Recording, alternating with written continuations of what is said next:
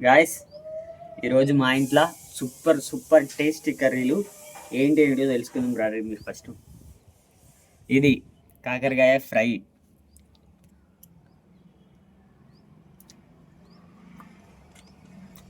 క్రిస్పీగా క్రంచిగా, కారం మంచిగా తలిగి సూపర్ అయింది గ్యాస్. పాలకూర ఫ్రై, నెక్స్ట్ వంకాయ, నెక్స్ట్ బేసన్ కర్రీ, నెక్స్ట్ ఇది గోంగూర పచ్చడి and puri with rice. Total ఎన్ని 1 2 3 4 5 6 7 ఐటమ్స్ నా ప్లేట్లో ఉన్నాయి ఈరోజు.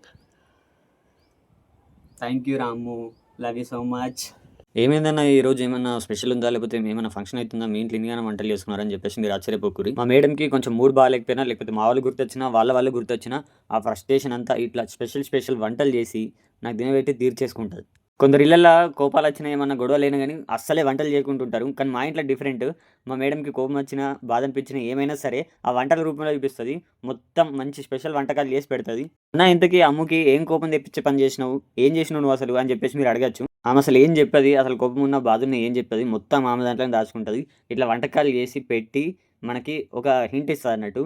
అయితే ఆ రోజు కోపం మంది ఉంది, లేకపోతే ఆమె వాళ్ళు గుర్తొచ్చిరు అని చెప్పేసి మనం ఒక తెలుసుకొని మనం సైలెంట్గా ఉండాలి. సైలెంట్గా ఉన్న తర్వాత టూ డేస్ తర్వాత మళ్ళీ నార్మల్ అయిపోతుంది ఆమెనే.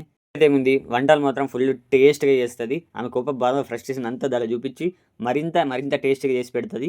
మొత్తానికైతే సూపర్ టేస్ట్ అయిపోయినాయి అన్ని కర్రీలు.